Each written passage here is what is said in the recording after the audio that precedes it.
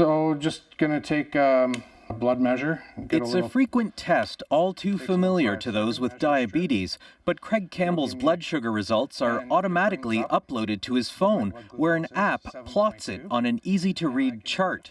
And anyone who's testing for blood sugars could easily use the app. It's so simple, but it tells you so much.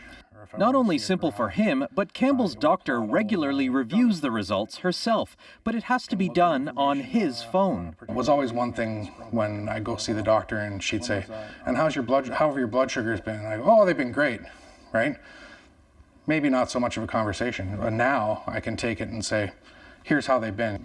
There are also apps for blood pressure, heart rate, sleep, weight, calorie intake, all important health indicators.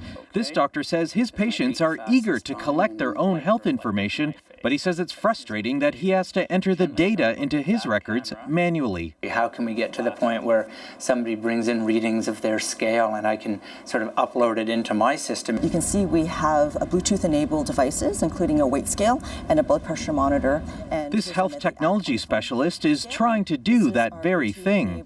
A phone app interface allows doctors to remotely monitor data entered by their patients. It's already in use, but Emily Sato says implementing mobile technology is a slow process.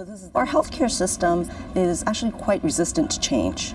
Sato says mobile apps could reduce the burden on the healthcare system by first catering to patients with serious chronic conditions. 5% of patients account for over 50% of healthcare spending. With those patients, I think that the apps need to be connected to the healthcare providers. And again, for that real-time intervention.